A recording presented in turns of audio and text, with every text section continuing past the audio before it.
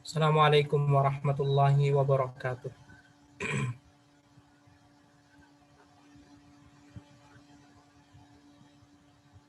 Alhamdulillahi rabbil alamin. Wassalatu wassalamu ala ashrafil anbiya'i wal mursalin. Nabiyyina Muhammadin wa ala alihi wa ashabihi ajma'in, amma ba'd. Ikhwati fillah, azanallahu wa iyyakum. Alhamdulillah, segala puji hanya milik Allah subhanahu wa ta'ala yang telah memberikan nikmat dan karunia-Nya kepada kita. Allah subhanahu wa ta'ala masih mempertemukan kita untuk mengkaji sirah Nabi Shallallahu Alaihi Wasallam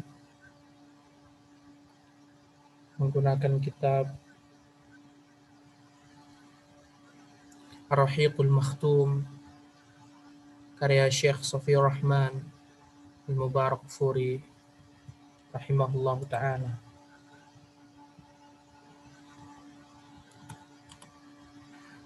Dan ikhwati fillah, azanallahu wa iyyakum,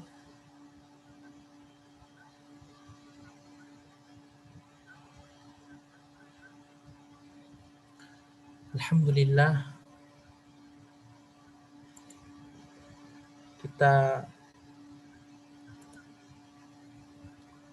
sudah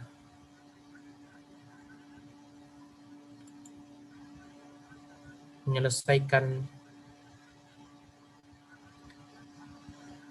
kisah-kisah atau peristiwa-peristiwa dari kelahiran Nabi Shallallahu Alaihi Wasallam sampai umur beliau ke 40 tahun.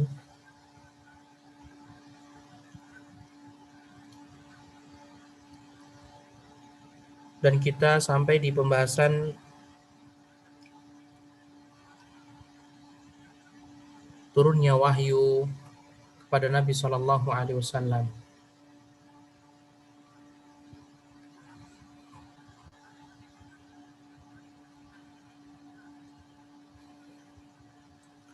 Syekh memberikan judul Jibril yanzilu bil wahyi.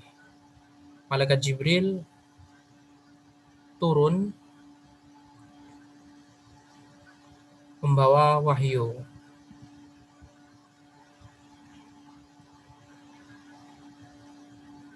Dan ikhwati fillah, zanallahu wa iyyakum, Syekh rahimahullah mengatakan, tatkala usia Nabi Muhammad sallallahu alaihi wasallam mendekati 40 tahun,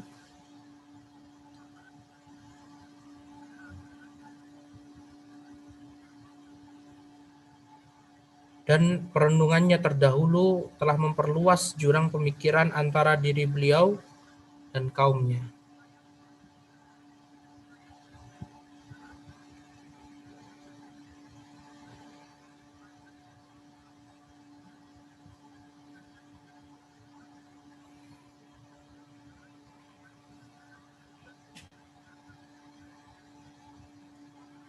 Beliau mulai suka mengasingkan diri.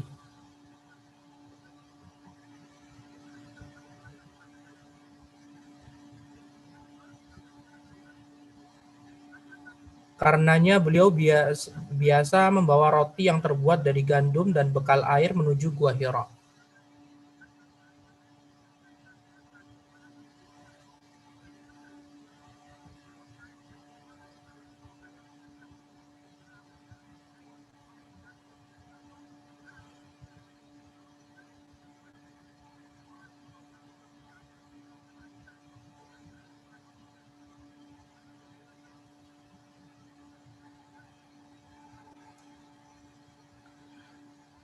Gua Hira yang terletak di Jabal Nur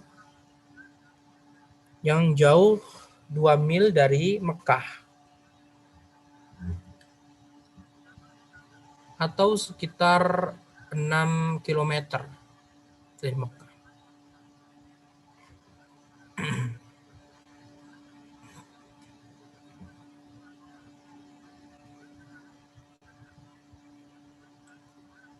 Rasulullah SAW membawa roti dan air sebagai bekal, dan beliau pun berjalan ke Gua Hira, jaraknya 2 mil atau sekitar 6 kilometer. Karena 1 mil kisaran 3 kilometer.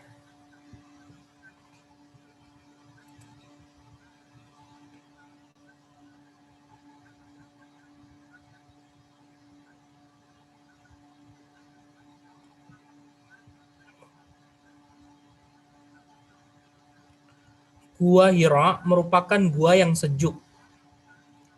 Panjangnya 4 hasta, lebarnya 1,75 hasta dengan ukuran zira al-hadid, hasta ukuran besi. Beliau tinggal di dalam gua tersebut di bulan Ramadan. Beliau tinggal di dalam gua tersebut bulan Ramadan. Memberi makan orang-orang miskin yang mengunjunginya. Karena ada di samping Nabi SAW orang-orang miskin yang mereka ini tinggal di gunung-gunung.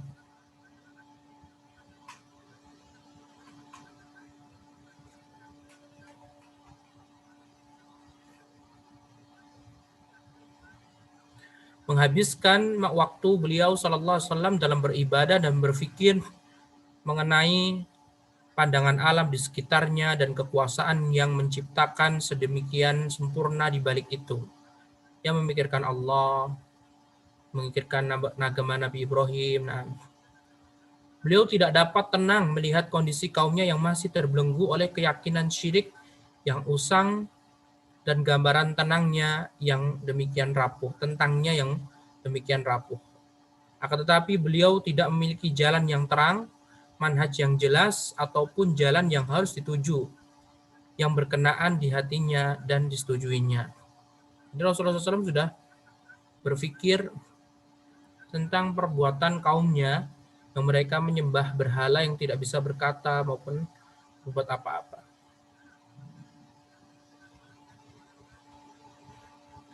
Dan Rasulullah juga berpikir kalau sesembahan patung-patung tadi tidak bisa berbuat apa-apa, pasti ada zat yang menciptakan seluruh alam semesta ini begitu.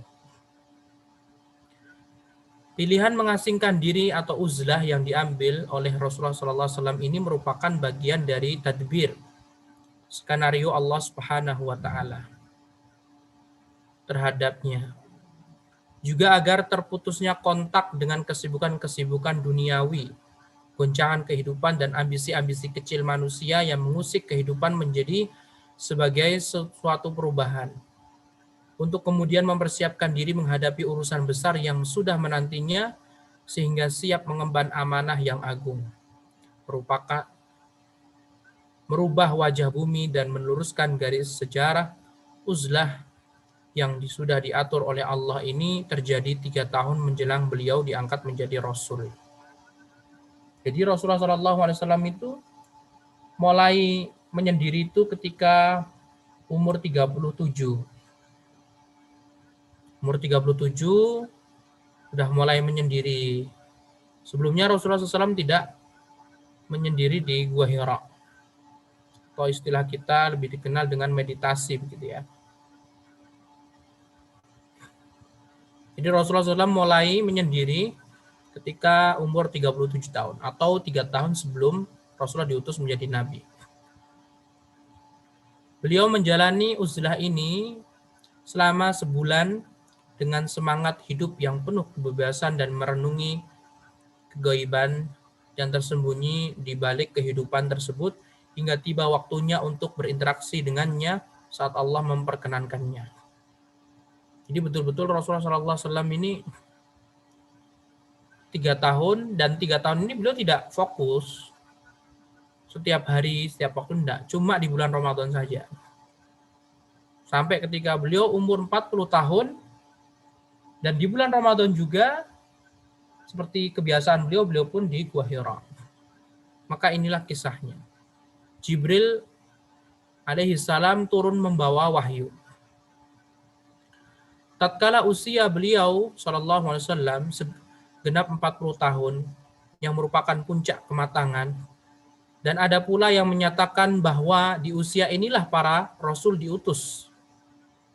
Tanda-tanda nubuah kenabian pun nampak dan bersinar. Di antaranya adanya sebuah batu di Mekkah yang mengucapkan salam pada beliau. Beliau juga tidak bermimpi kecuali sangat jelas, sejelas fajar subuh yang menyingsing. Mimpi, dalam mimpinya itu kayak jelas gitu. Hal ini berlangsung hingga 6 bulan. Sementara masa kenabian berlangsung selama 23 tahun. Sehingga ru'ya shadiqah, mimpi yang benar ini merupakan bagian dari 46 tanda kenabian. Ketika pengasingan dirinya uzlah di Gua Hira masuki tahun ketiga. Ini tahun ketiga. Berarti umur 28 ya. Tepatnya di bulan Ramadan, Allah menghendaki rahmatnya terlimpahkan kepada segenap penduduk bumi, lalu dimuliakanlah beliau dengan mengangkatnya sebagai nabi, lalu Jibril turun kepadanya dengan membawa beberapa ayat Al-Quran.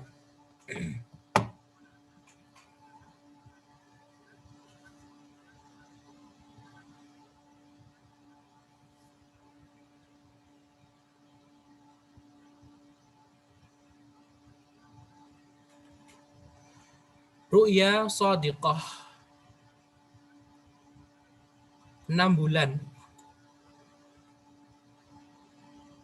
Dan kenabian beliau ini 23 tahun. Antum tinggal hitung saja, wahyu pertama kali turun di bulan Ramadan, tapi tidak di awal ya, di akhir-akhir. Tinggal antum hitung 6 bulan sebelumnya. Berarti di bulan apa? Rabiul Awal. Rabiul Awal, Rabiul Tsani, Jumadil Ula, Jumadil Tsaniyah, Rajab, Sya'ban. Rabiul Awalnya juga tidak awal-awal. Ya paslah 6 bulan. Sehingga Rasulullah SAW menjabat sebagai Nabi dan Rasul atau menjabat kenabian selama 23 tahun full. Tidak kurang, tidak lebih. Walaupun surat Al-Alaq Allah turunkan di bulan Ramadan, tetapi Rasulullah bermimpi ru'ya shadiqah. Di dalam mimpi itu kayak jelas sekali begitu. Kayak kehidupan sehari-hari. Maka dari situ ikhwati fillah zanallahu wa iyyakum, ru'ya shadiqah termasuk 46 tanda kenabian. Sehingga Rasulullah pun juga semenjak Rabiul Awal di tahun itu juga Rasulullah sudah mendapatkan wahyu secara tidak langsung. Cuma Rasulullah tidak mengetahui secara detailnya. Kalau itu adalah wahyu kenabian. Baru setelah Rasulullah menjadi nabi dan rasul, Rasulullah mengetahui ternyata ru'ya shadiqah, mimpi yang jujur, yang benar, ya dalam mimpi itu kayak betul-betul ya kejadian itu merupakan nabi. Itu merupakan tanda kenabian.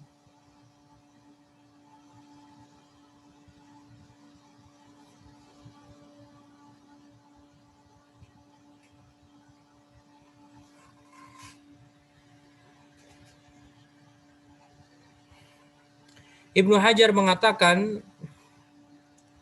wa hakal Baihaqi anna muddatar ru'ya kanat 6 ashhur. Wa ala hadza fabtida'un nubuwah birru'ya waqa'a fi syahri maulidihi wa huwa Rabiul Awwal ba'da ikmalihi 40 sanah wa ibtida' wahyil yaqzati fi Ramadan. Imam Al-Baihaqi menyebutkan bahwasanya mimpi Nabi SAW itu di bulan Rabiul Awal. Imam Al-Baihaqi menyebutkan mimpi Nabi SAW ini selama 6 bulan. Jadi Rasulullah SAW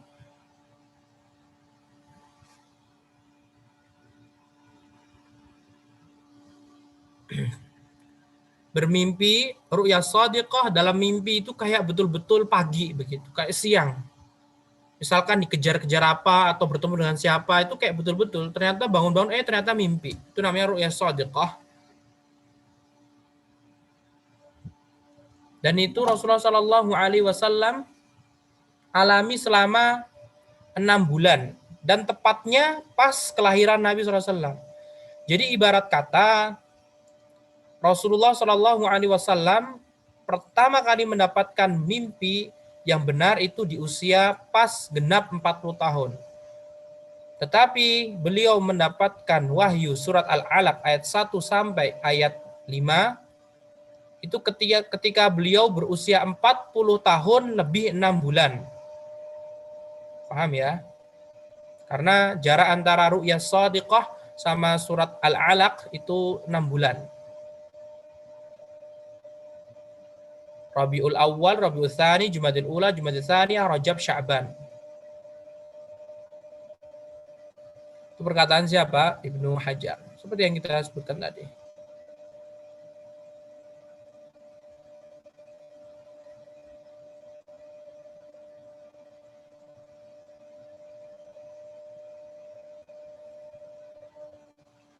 Kemudian ikhwati fillah azanallahu wa iyyakum, kata penulis, setelah memperhatikan dan mengamati beberapa bukti penguat dan dalil-dalil, kita dapat menentukan terjadinya peristiwa tersebut secara tepat, yaitu pada hari Senin tanggal 21 Ramadan. Jadi wahyu pertama kali turun surat Al-Alaq itu di hari Senin. Kemudian tanggal 21 Ramadan, ketika Rasulullah SAW berumur 40 tahun lebih 6 bulan. Atau bertepatan dengan 10 Agustus tahun 610 Masehi. Rasulullah SAW lahir 571.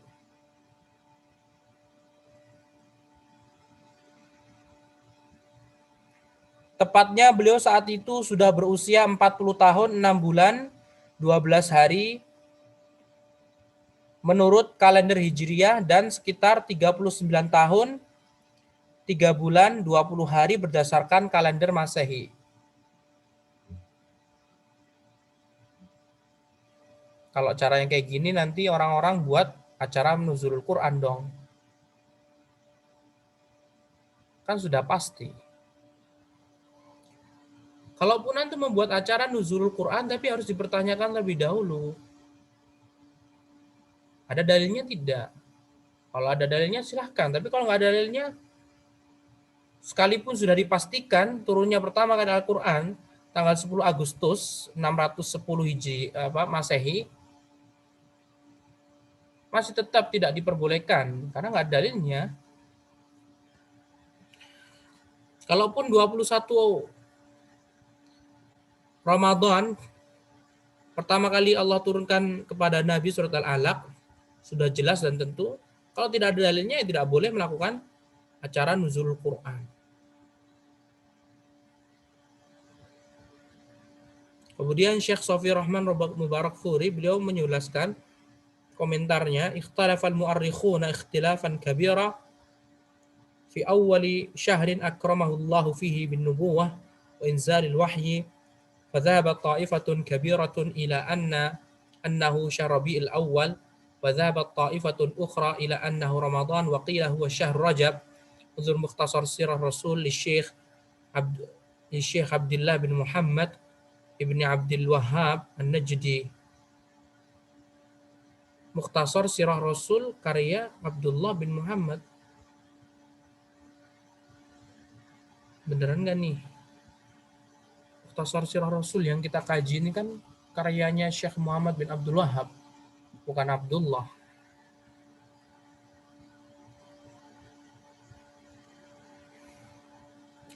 ورجحنا الثاني أنه شهر رمضان لقوله تعالى شهر رمضان الذي أنزل فيه القرآن. Nah, jadi para ulama itu mereka berselisih pendapat berkaitan tentang surat Al-Alaq ayat 1 sampai 6 ini, ayat 1 sampai 5 itu turun di bulan apa begitu.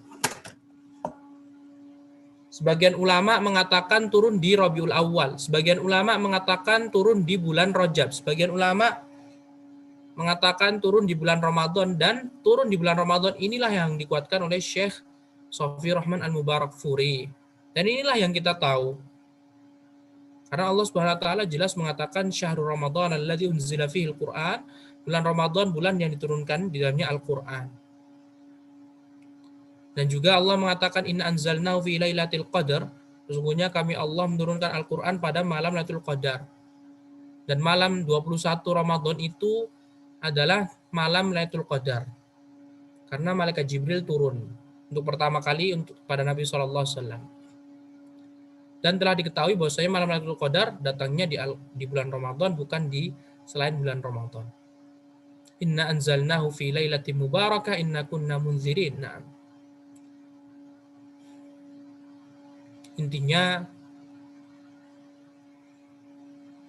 di bulan Ramadan. Kemudian penulis juga menyebutkan berkaitan tentang tanggal.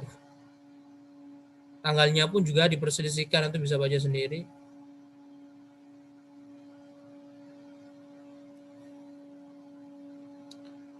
Kata penulis, adapun yang kita rojihkan tanggal 21 bulan Ramadan, ma'annana lam nara man qala bihi li'anna ahlas sirati kullahum.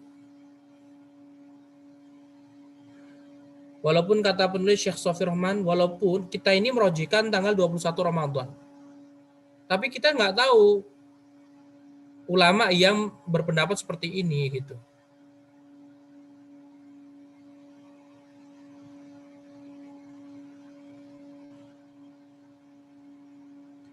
Tapi setidaknya para ulama mereka bersepakat bahwasanya pertama kali wahyu turun itu di hari Senin.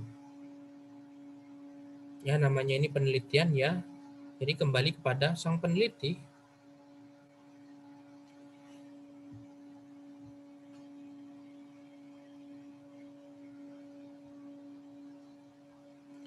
Adapun kisahnya ikhwati fillah zanallahu wa iyyakum, maka kita dengarkan dari Aisyah radhiyallahu taala anha yang berkisah tentang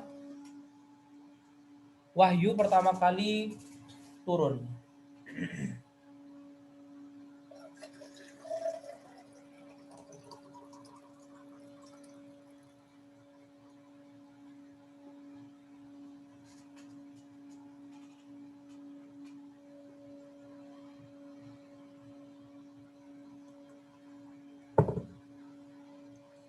Mari kita dengar secara langsung penuturan Aisyah radhiyallahu taala anha, istri Rasulullah Shallallahu alaihi wasallam, kepada kita mengenai peristiwa yang merupakan titik permulaan kenabian tersebut. Yang selanjutnya mulai membuka tabir-tabir gelapnya syirik, kekufuran dan kesesatan, sehingga dapat mengubah alur kehidupan dan meluruskan garis sejarah. Aisyah radhiyallahu taala anha berkata, Aisyah ini kan istri Nabi dan beliau yang paling muda dari seluruh istri Nabi SAW. Dan sekitar 10 tahun Aisyah tinggal satu rumah, satu atap dengan Nabi SAW. Sehingga tidak jarang Rasulullah SAW menceritakan sesuatu kepada Aisyah. Dan Aisyah ini termasuk sahabat wanita yang gemar bertanya, menuntut ilmunya luar biasa, sehingga Aisyah ini termasuk 7 orang sahabat yang paling gemar berbagi hadis-hadis Nabi SAW. Aisyah menceritakan, wahyu yang mula pertama dialami oleh Rasulullah SAW adalah berupa ar-ru'ya as-salihah, mimpi yang benar dalam tidur. Beliau tidak bermimpi melainkan sangat jelas, sejelas fajar subuh yang menyingsing. Kemudian beliau mulai suka menyendiri dan beliau melakukan di Gua Hira. Jadi Rasulullah SAW sebelum mimpi ini pun Rasulullah sudah Gua Hira. Paham ya ikhwah?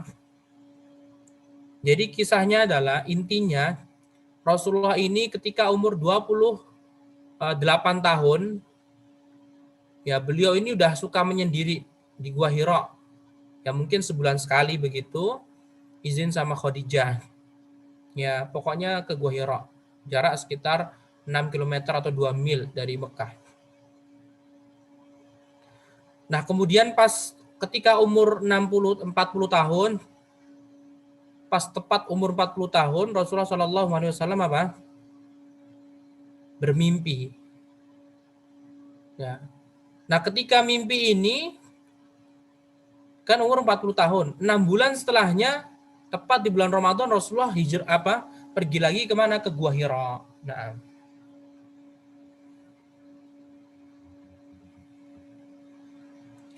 kemudian beliau mulai suka menyendiri dan beliau melakukannya di Gua Hira, di mana beliau beribadah di dalamnya selama beberapa malam. Selanjutnya kembali ke keluarganya dan mengambil pembekalan untuk itu. Kemudian kembali lagi kepada istrinya Khadijah dan mengambil pembekalan yang sama. Jadi bolak-balik. Tapi tidak disebutkan apakah Rasulullah jalan kaki atau naik onta atau naik kuda. Yang jelas 6 kilometer. Hingga akhirnya pada suatu hari datanglah kebenaran kepadanya sallallahu alaihi wasallam saat beliau berada di Gua Hira. Seorang malaikat datang menghampiri sembari berkata, "Bacalah." Sebelumnya Rasulullah sallallahu alaihi wasallam melihat, karena Gua Hira ini kan kayak di puncak begitu ya, sambil merenungi bintang-bintang, ciptaan Allah yang begitu sempurna dan indah. Nah, Rasulullah melihat ke arah langit, tiba-tiba turun malaikat Jibril, wujud asli malaikat Jibril. Karena Rasulullah melihat wujud asli malaikat Jibril 2 kali. Ya, nampaklah wujud asli malaikat Jibril dan Rasulullah SAW pun langsung ketakutan. Setelah itu didekaplah oleh malaikat Jibril dan malaikat Jibril pun mengatakan, "Bacalah." Jangan berpikir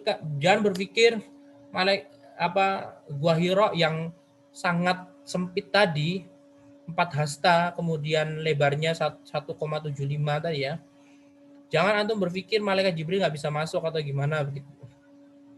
Kisahnya seperti itu ya sudah, kalau apapun yang kita nalar mungkin nggak bisa kita nalar dengan otak kita, tapi hadis sesuai kita imani. Malaikat Jibril datang kemudian mendekap Nabi SAW dan mengucapkan, "Bacalah." Nabi pun menjawab, "Aku tidak bisa membaca." Beliau SAW ya kemudian mengatakan, "Kemudian dia memegang dan merengkuhku hingga aku kehabisan tenaga." Betul-betul susah sekali. Lalu setelah itu melepaskanku sembari berkata, "Bacalah." 2 kali ya. Aku tetap menjawab, "Aku tidak bisa membaca." Lalu untuk kedua kalinya dia memegang dan merengkuhku hingga aku kehabisan tenaga.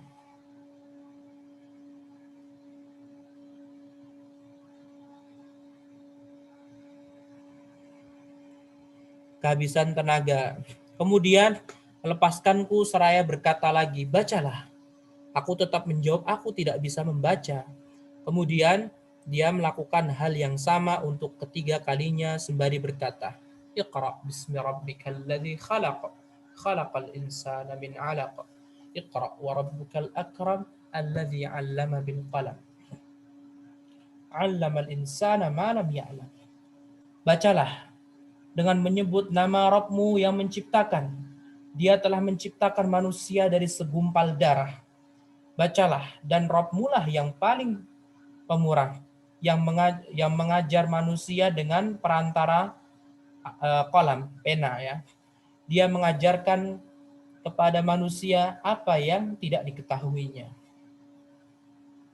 Setelah itu Rasulullah SAW pulang dengan merekam bacaan tersebut ya, hafal dalam kondisi gemetar. Yang menjadikan Rasulullah hafal itu ya Allah Subhanahu wa taala. Karena Allah yang masukkan ke dalam hati Nabi SAW wahyu tersebut. Lantas beliau pun menemui istrinya Khadijah bintu Khuwailid sembari berucap, selimuti aku." Beliau pun diselimuti hingga rasa takutnya hilang. Beliau bertanya kepada Khadijah, "Ada apa denganku ini?" Lantas beliau menuturkan kisahnya dan berkata, "Aku amat khawatir terhadap diriku, wahai Khadijah." Khadijah pun berkata, "Sekali-kali tidak akan demikian. Demi Allah, Allah tidak akan menghinakanmu selamanya. Sungguh engkau adalah penyambung tali kerabat, pemikul beban orang lain yang mendapatkan kesusahan, pemberi orang yang papa, penjamu tamu, serta pendukung setiap upaya penegakan kebenaran. Kemudian Khadijah berangkat bersama beliau menuju Waraqah bin Naufal bin Asad bin Abdul Uzza,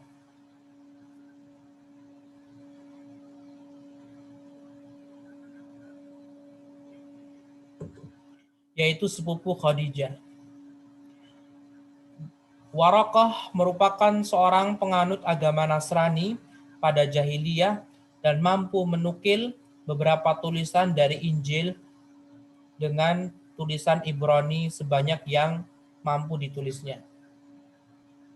Atas kehendak Allah, dia juga seorang yang atas kehendak Allah. Nah, Waraqah juga seorang yang sudah tua renta dan buta.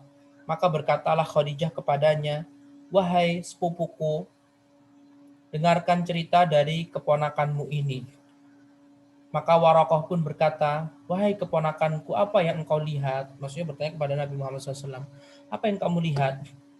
Lalu Rasulullah SAW membeberkan pengalaman yang sudah dilihatnya. Waraqah berkata kepadanya, "Itu adalah makhluk kepercayaan Allah, Jibril, yang telah Allah utus kepada Nabi Musa. Andai saja aku masih bugar dan muda, sudah tidak tua renta lagi ketika itu. Andai saja aku masih hidup ketika engkau diusir kaummu." Langsung Rasulullah SAW kaget. Rasulullah Shallallahu Alaihi Wasallam pun bertanya, "Apakah mereka akan mengusirku?"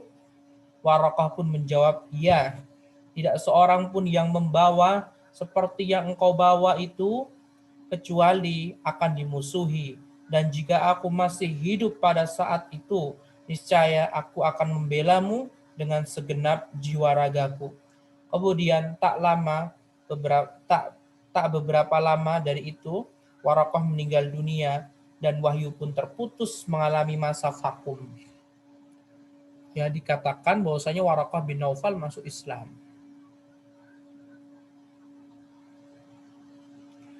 Kemudian pembahasan berkaitan tentang berhentinya wahyu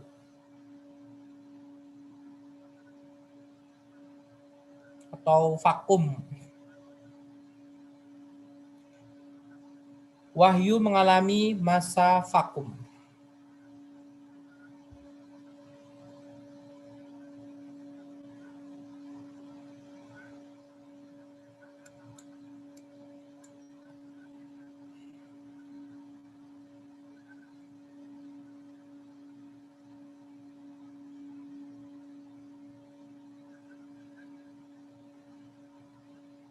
Mengenai masa vakum ini, menurut riwayat Ibnu Sa'ad,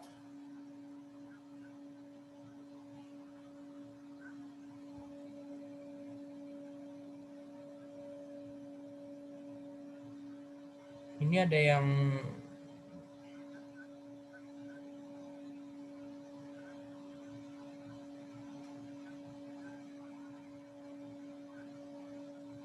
nggak diterjemahkan ya? Nah, ada yang nggak diterjemahkan ikhwah. Tapi nampaknya ini nggak masalah sih kalau nggak diterjemahkan, karena kan ini berkaitan tentang riwayatan hadis. Ini lihat, satu muka ini nggak diterjemahkan oleh sang penterjemah. Atau sengaja atau memang. Tapi kalau misalkan mengatasnamakan terjemahan Rohikul Maktum, ya tinggal kita tanya mereka ini pakainya yang mana, cetakan mana, begitu loh. Kalau cetakan yang kita pakai di sini ada sebuah hadis atau riwayat yang tidak diterjemahkan, segini panjangnya yang ana lingkari ini nggak diterjemahkan sama mereka. Langsung vakumnya wahyu. Ini fatrah wahyu.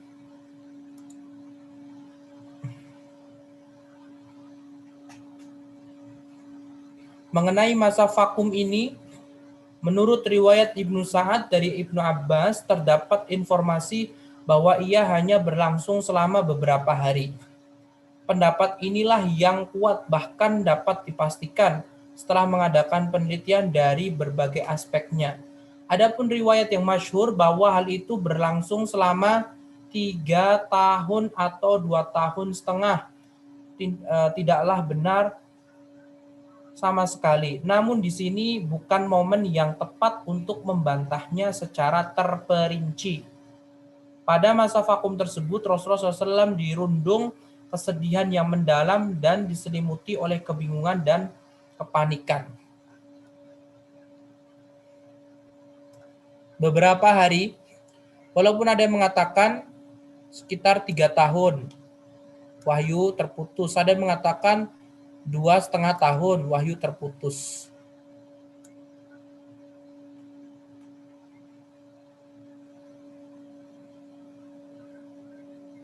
Ini kata Syekh, bisa dilihat di Fathul Bari. Ada yang mengatakan 1 bulan ya. Dalam kitab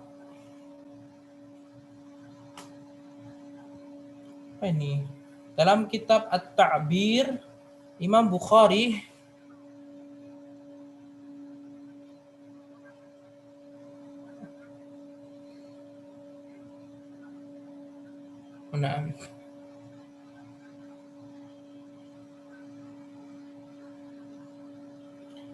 Dalam kitab At-Ta'bir Imam Bukhari rahimahullah meriwayatkan naskah sebagai berikut. Berdasarkan informasi yang sampai kepada kami, wahyu pun mengalami masa vakum sehingga membuat Nabi Shallallahu Alaihi Wasallam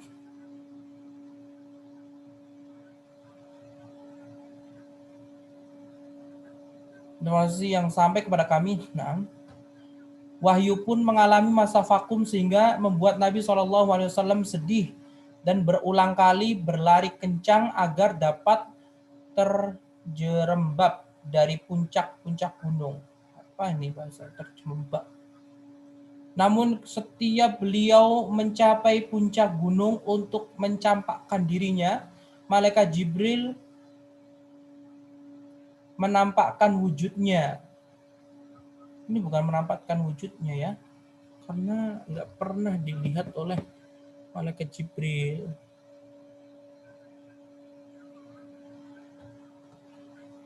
Wujudnya ya cuma 2 kali saja, pas Gua Hira sama Isra Mi'raj.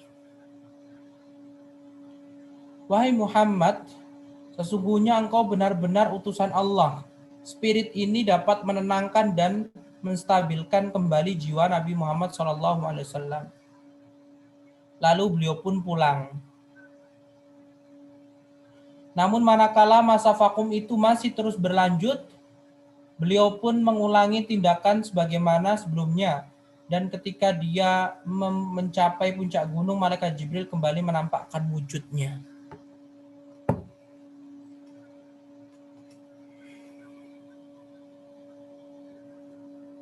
Jadi berkali-kali. Nampaknya yaitu lebih cocoknya sih 1 bulan atau berapa hari gitu.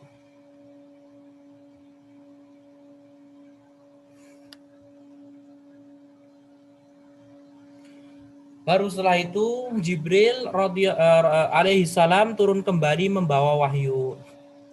Ibnu Hajar rahimahullah berkata, adanya masa vakum itu bertujuan untuk menghilangkan ketakutan yang dialami oleh Rasulullah SAW dan membuatnya penasaran untuk mengalaminya kembali. Jadi penasaran tuh Rasulullah SAW. Akhirnya kepingin, apa sih tadi kemarin yang datang? Karena betul-betul kayak ibarat kata nih Nabi Muhammad ini berharap begitu loh ikhwah. Karena satu, Nabi Muhammad ini diberitahu Waraqah. Ini Jibril yang datang kepada Musa. Penasaran dong. Nah, ketika hal itu benar-benar terjadi pada beliau dan beliau mulai menanti-nanti datangnya wahyu, maka datanglah malaikat Jibril untuk kedua kalinya. Nah, Imam Bukhari meriwayatkan dari Jabir bin Abdullah bahwasannya dia mendengar Rasulullah SAW menceritakan tentang masa vakum itu, beliau bertutur, ketika aku tengah berjalan, kata Rasulullah SAW, tiba-tiba aku mendengar suara dari arah langit. Lalu aku mendongakkan pandanganku ke arah langit, ternyata malaikat yang telah mendatangiku ketika di Gua Hira. Sekarang duduk di atas kursi, Ana tidak tahu kursi apa, apakah kursi kayu atau sofa, jangan nanya ke Ana. Ternyata malaikat yang mendatangiku di Gua Hira. Duduk di atas kursi antara langit dan bumi, ya terbang seperti itu. Aku pun terkejut karenanya hingga aku tersungkur ke bumi. Kemudian aku pulang kepada keluargaku, sembari berkata, selimutilah aku, selimutilah aku. Lantas mereka menyelimutiku, maka Allah menurunkan firman-Nya, Ya ayyuhal muddatsir, qum fa'anzir, wa rabbaka fakabbir, wa thiyabaka fatahhir, war rujza fahjur. Ayat 1 sampai 5. Hai orang yang berselimut, bangunlah, lalu berilah peringatan, dan Tuhanmu agungkanlah, dan pakaianmu bersihkanlah, dan perbuatan dosa menyembah berhala tinggalkanlah. Ayat 1 sampai 5 surah Al-Muddatsir. Setelah itu wahyu turun secara berkesinambungan dan teratur. Dalam Sahih Al-Bukhari disebutkan, aku tinggal di Gua Hira selama 1 bulan.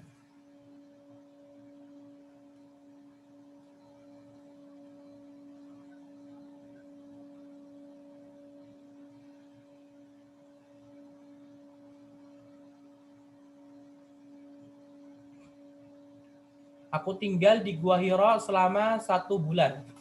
Lalu tatkala aku sudah selesai melakukan itu, maka aku turun gunung. Dan ketika aku berada di sebuah lembah, ada suara yang memanggilku. Kemudian diketengahkan teks hadis sebagaimana yang telah disebutkan di atas. Inti darinya bahwa ayat tersebut turun setelah beliau menjalani bulan Ramadan secara penuh di gua. Inti darinya bahwa ayat tersebut turun setelah beliau menjalani bulan Ramadan secara penuh di sana. Dengan demikian berarti masa vakum antara 2 wahyu tersebut berlangsung selama 10 hari. Oh, menurut pendapat beliau 10 hari. Sebab beliau tidak lagi menjalani Ramadan berikutnya di sana setelah turunnya wahyu pertama. Ingat itu ikhwah. Jadi nggak ada yang boleh berdalil meditasi atau bolehnya bertapa karena Rasulullah SAW bertapa. Karena Rasulullah SAW cuma sekali itu doang. Habis itu udah nggak lagi ke sana. Rasulullah sudah nggak lagi di Gua Hira. Jadi totalnya Rasulullah memang cuma 3 kali saja di Gua Hira. Atau 3 tahun berturut-turut ketika bulan Ramadan. Jadi itu tahun pertama kenabian, untuk tahun berikutnya Rasulullah udah nggak balik lagi ke Gua Hira. Dan masa vakum antara satu wahyu ke wahyu yang berikutnya berapa? 10 hari. Ayat-ayat tersebut merupakan permulaan dari masa kerasulan beliau SAW, di mana datang setelah masa kenabian yang berjarak rentan masa vakum turunnya wahyu. Ayat-ayat tersebut mengandung dua jenis taklif, tugas syariat, beserta penjelasan konsekuensinya.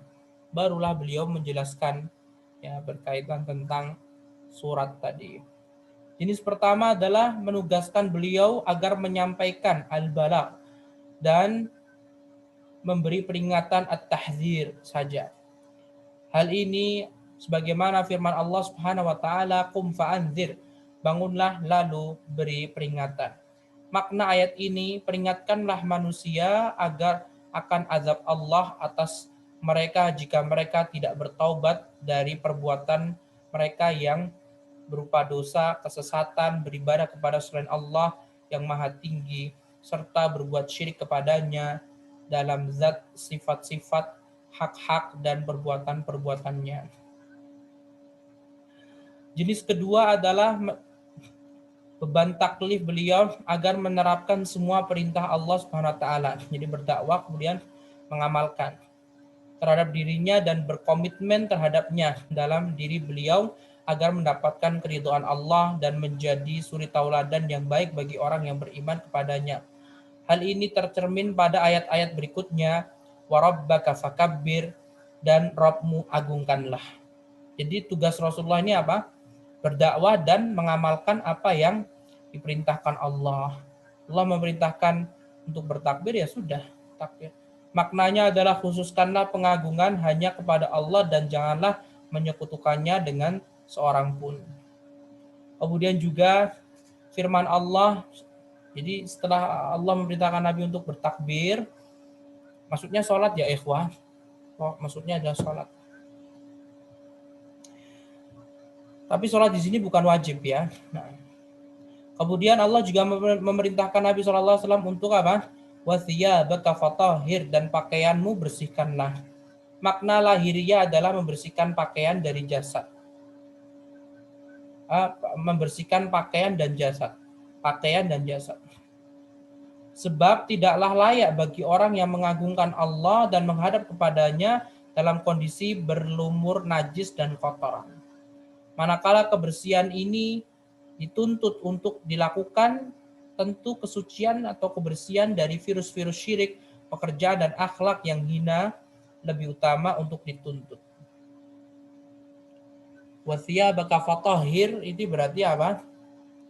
Pembersihan secara tidak nampak ya ikhwah, abstrak. Pembersihan dari kesyirikan, dari akhlak yang tercela. Nah, kemudian perintah yang berikutnya adalah firman Allah Subhanahu wa taala. Warujza fahjur, dan perbuatan dosa menyembah berhala tinggalkanlah. Maknanya adalah jauhilah faktor-faktor yang dapat menyebabkan turunnya kemurkaan Allah dan azabnya, yaitu dengan senantiasa taat kepadanya dan tidak berbuat maksiat kepada Allah Subhanahu wa taala.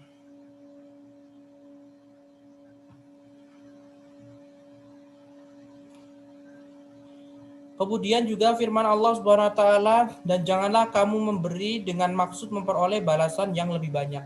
Tadi gimana sih? Tadi nggak di ini. Di perasaan Syekh cuma nyebutin ayat 1 sampai 5 kan?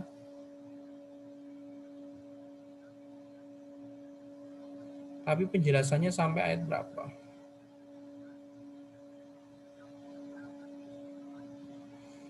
Mana sih ya Allah? Jibril membawanya.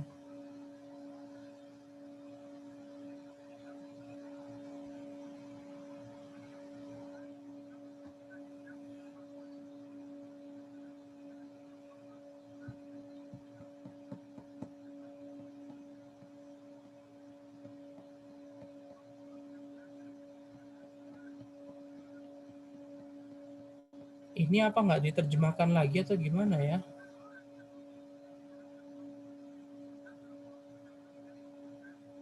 Atau Ana yang salah apa keloncatan?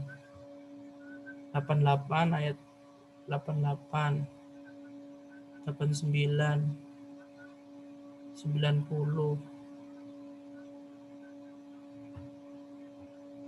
Iya. Tapi jangan-jangan nggak diterjemahkan. Fase Mekah.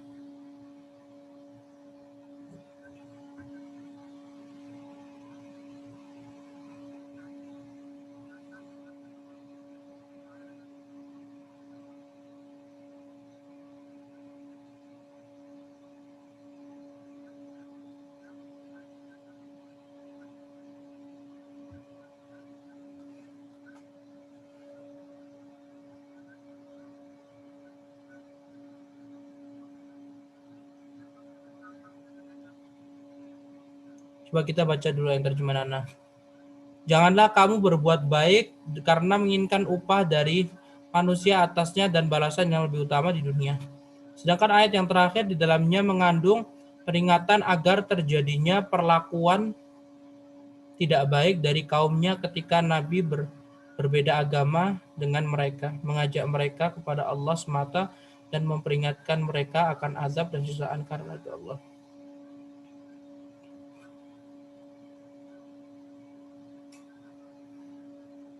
warujza wa li rabbika fasbir.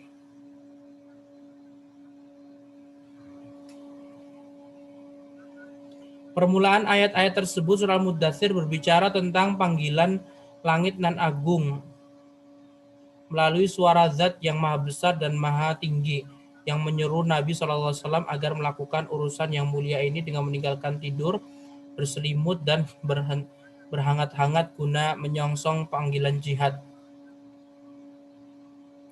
Berjuang dan menempuh jalan penuh ranjau.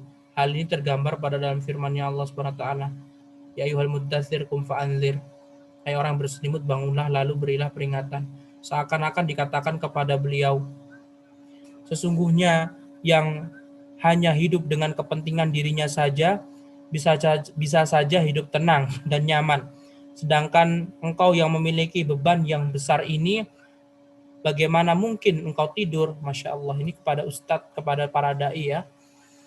Bagaimana mungkin engkau bisa istirahat? Bagaimana mungkin engkau menikmati permadani yang hangat, hidup yang tenang, dan kesenangan yang membuaikan? Bangkitlah untuk melakukan urusan maha penting yang sedang menunggumu dan beban berat yang dipersiapkan untukmu. Bangkitlah untuk berjuang, bergiat-giatlah, bekerja keras, dan berletih-letihlah. Bangkitlah, karena waktu tidur dan istirahat sudah berlalu, dan sejak hari ini tidak akan kembali lagi. Yang ada hanyalah mata yang begadang terus-menerus, jihad yang panjang dan melelahkan. Bangkitlah, persiapkan diri menyambut urusan ini dan bersiagalah. Masya Allah. Berarti harus ngisi kajian terus-menerus sampai secapek-capeknya. Sungguh ini merupakan ucapan agung dan karismatik yang seakan melucuti diri beliau SAW dari kehangatan permadani di suatu rumah yang nyaman dan dari dekapan yang hangat untuk kemudian melemparkannya keluar menuju samudra luas yang diselimuti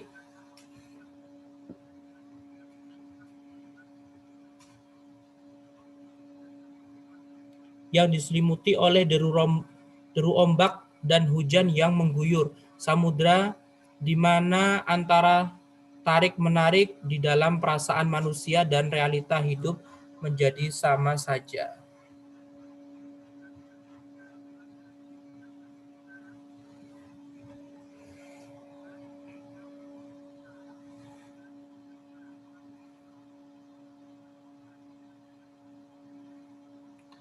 Nampaknya di sini kayak ada titik-titik, ada kalimat yang banyak banget yang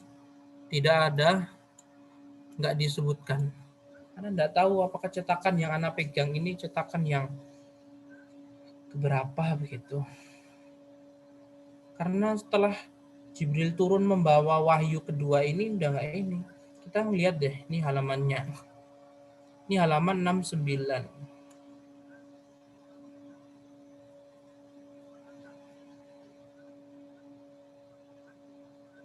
Tuh, ini halaman 70. Nggak ada yang ini kan. Karena setelah ini di terjemahan Ana ini baru pembahasan tentang wahyu turun. Jadi nampaknya punya Ana itu ada beberapa bahasa Arab yang hilang begitu.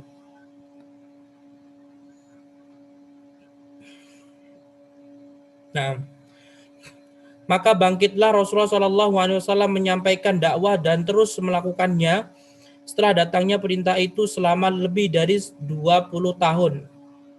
Tanpa sempat beristirahat maupun menikmati hidup untuk kepentingan dirinya maupun keluarganya. Subhanallah. Ya begitulah seorang dai harus mencontoh Nabi SAW. Bercapek-capek, berletih, ya, ngisi kajian pagi siang malam. Nah, karena Rasulullah SAW tidak pernah berleha-leha.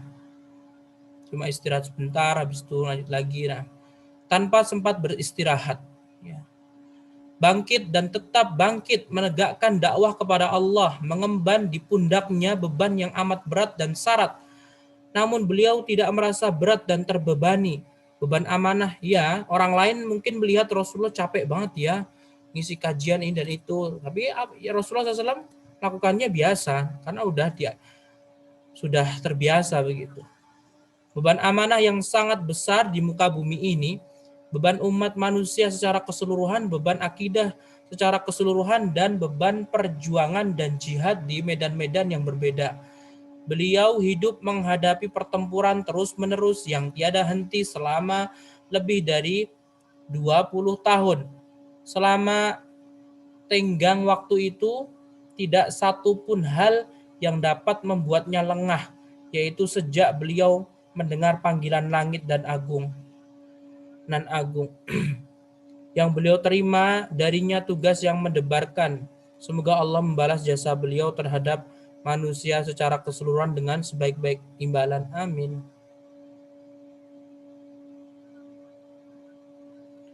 Lembaran-lembaran berikut tidak lebih sekedar miniatur sederhana dan perjuangan panjang beliau yang melelahkan sepanjang kurun waktu tersebut.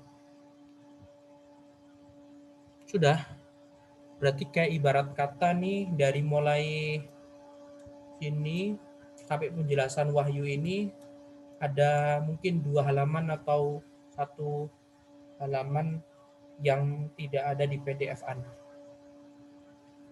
Masa penerjemahnya pakai yang mana? Baru setelah itu berkaitan tentang sekilas ulasan tentang macam-macam cara turunnya wahyu. Sebelum beranjak ke penjelasan detail mengenai kehidupan di bawah naungan risalah dan nubuah, kami melihat perlunya kita mengetahui macam-macam cara turunnya wahyu yang merupakan sumber risalah dan support dakwah. Ibnul Qayyim rahimahullah berkata, ketika menyinggung macam-macam cara turunnya wahyu tersebut sebagaimana berikut. Wahyu turun. Pertama, berupa ar-ru'ya as-sadiqah, mimpi yang benar. Dan ini merupakan permulaan turunnya wahyu kepada beliau. Sudah kita singgung tadi. Kedua, berupa sesuatu yang dibisikkan oleh malaikat terhadap jiwa dan hati beliau kepada hati beliau tanpa dapat melihat, tanpa beliau dilihat. Nah, jadi tiba-tiba langsung masuk saja. Ini persis seperti di tempatnya Syekh Muhammad bin Abdul Wahab ya. Hal ini sebagaimana disabdakan Nabi SAW, sesungguhnya Ruhul Kudus malaikat Jibril mengembuskan, membisikkan ke dalam hatiku bahwasanya jika jiwa tidak akan mati hingga disempurnakan rezeki baginya. Oleh karena itu bertakwalah kepada kalian kepada Allah, berindah-indahlah dalam meminta, serta janganlah keterlambatan rezeki atas kalian mendorong kalian untuk memintanya dengan cara melakukan perbuatan maksiat terhadapnya. Karena sesungguhnya apa yang ada di sisi Allah tidak akan didapat kecuali dengan melakukan ketaatan kepadanya. Ketiga, berupa malaikat yang berwujud seorang laki-laki lantas mengajak beliau berbicara hingga beliau memahaminya dengan baik apa yang dikatakan kepadanya. Dalam hal ini terkadang para sahabat dapat melihat malaikat tersebut. Seperti di hadis kedua Arba'in. Macam wahyu keempat berupa bunyi gemerincing lonceng yang datang kepada beliau, diikuti dengan malaikat yang menyampaikan wahyu secara samar. Cara ini merupakan cara yang paling berat sampai-sampai membuat kening beliau berkerut dan bersimbah peluh. Keringat ya. Padahal terjadi pada hari yang amat dingin. Demikian pula mengakibatkan unta beliau duduk bersimpuh ke bumi bila beliau sedang menungganginya. Dan pernah juga suatu kali wahyu datang dengan cara tersebut. Saat itu paha beliau berada di atas paha Zaid bin Thabit, sehingga Zaid merasakan beban demikian berat yang hampir saja membuatnya remuk. Macam kelima, berupa malaikat dalam bentuk aslinya yang dilihat langsung oleh beliau sallallahu alaihi wasallam, lalu diwahyukan kepada beliau beberapa wahyu yang dikehendaki oleh Allah. Peristiwa seperti ini dialami oleh beliau sebanyak 2 kali sebagaimana disebutkan oleh Allah dalam surat An-Najm. wujud asli di Gua Hira yang surat Iqra bismi rabbikal ladzi khalaq sama di Isra Mi'raj sama malaikat Jibril. Keenam, berupa wahyu yang diwahyukan Allah kepada beliau, yaitu saat beliau berada di atas langit pada malam Mi'raj ketika diwajibkan sholat dan lainnya. Ketujuh, ini kelihatannya nggak disebutin di Syekh Muhammad bin Abdul Wahab. Ketujuh, berupa kalamullah, ucapan Allah kepada beliau tanpa perantara malaikat. Sebagaimana Allah berbicara kepada Musa dan Ibrahim, peristiwa seperti ini juga dialami Nabi Musa dan diabadikan secara qat'i berdasarkan nas Al-Quran. Ya, ini nggak disebutin sama Syekh Muhammad bin Abdul Wahab. Sedangkan kepada Nabi terjadi dalam hadis peristiwa Isra. Berarti sebenarnya masuk sama yang atas tadi. Sebagian ulama menambah caranya menjadi 8, yaitu Allah berbicara kepada beliau secara langsung tanpa hijab. Ini merupakan permasalahan yang diperdebatkan oleh ulama salaf dan khalaf. Demikian sebagaimana yang dituturkan oleh Ibnul Qayyim dengan sedikit diringkas dalam penjelasan tentang urutan pertama ke-8. Pendapat yang benar bahwa urutan terakhir, maksudnya yang ke-8, ini tidak sabit, tidak valid dan tidak dipercaya keabsahan riwayatnya. Jadi Rasulullah SAW belum pernah ketemu dengan Allah Subhanahu Wa Taala. Syekh.